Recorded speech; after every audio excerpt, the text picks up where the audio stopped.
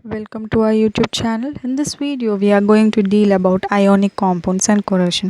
First, we'll deal about ionic compound.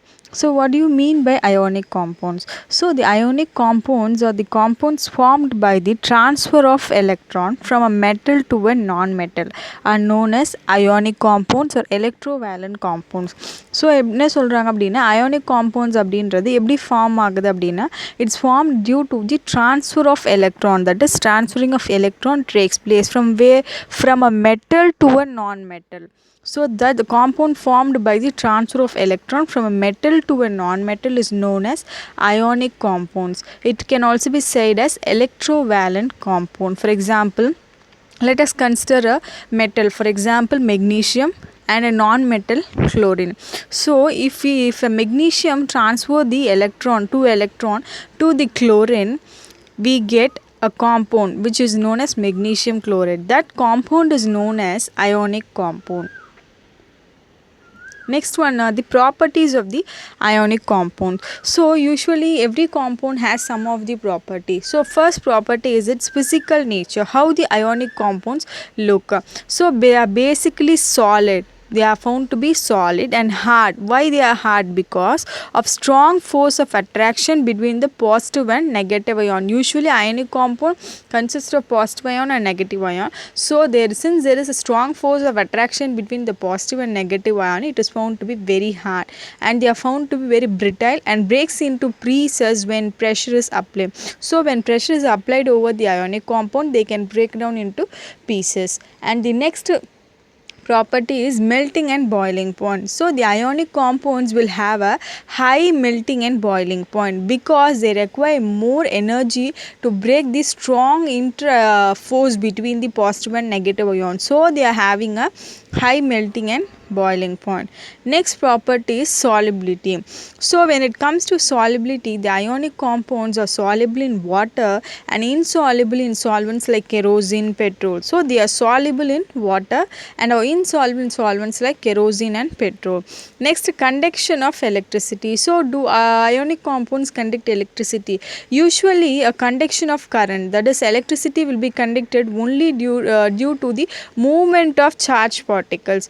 Whereas in case of ionic compound, the form of solution in water, there is a force of attraction has to be done, whereas in the ionic compound in a solid state do not conduct electricity because of its rigid structure.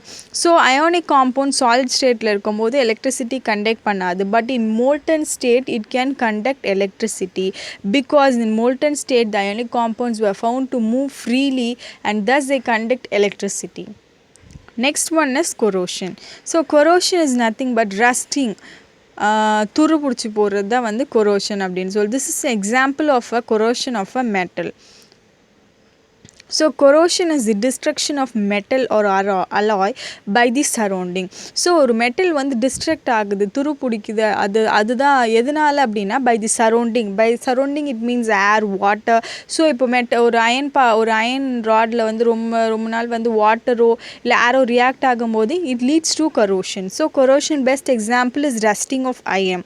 So how this corrosion can be prevented? For example, rusting of iron can be prevented by painting. We can paint and prevent the rusting, and also by oiling, by greasing and galvanizing.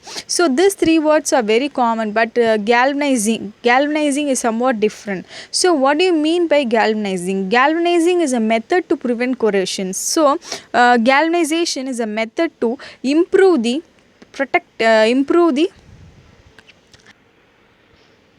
So galvanization is a method for protecting steel and iron from rusting by coating with zinc. So galvanization அப்படின்றது வந்து it is a method which can be used to prevent the corrosion. So this method is usually applicable or more suitable for protecting steel and iron. How they are preventing it steel and iron from rusting is by coating with zinc. So usually steel and irons are coated with zinc to protect from galvanization, and the method is known as So it's coated with zinc, and the method is known as galvanization. So next method which can be used to prevent rusting or alloying. So usually what do you mean by alloy? Alloy is nothing but a homogeneous mixture of two or more metals. That is, two or more metals can be mixed to form an alloy. So alloy can be prepared by first heating the primary metal and then dissolving the secondary metal in it. So these are the way by which the alloy can be prepared. In alloying, when iron is mixed with nickel and chromium, we get a stainless steel which is very hard and do not rust. So what they are saying is their best example for alloying is iron. So usually iron is mixed with nickel and chromium. When nickel and chromium is mixed with iron, we can get a stainless steel. So stainless steel is found to be very hard. Due to its hardness, it does not rust. So alloying is one of the method which can be used to change the property of a metal. So alloying can change the property of a metal, whereas in case of iron also, when it's mixed with nickel and chromium, the property of an iron is changed. So thank you for watching this video. If you like the video, share, comment and subscribe. Thank you.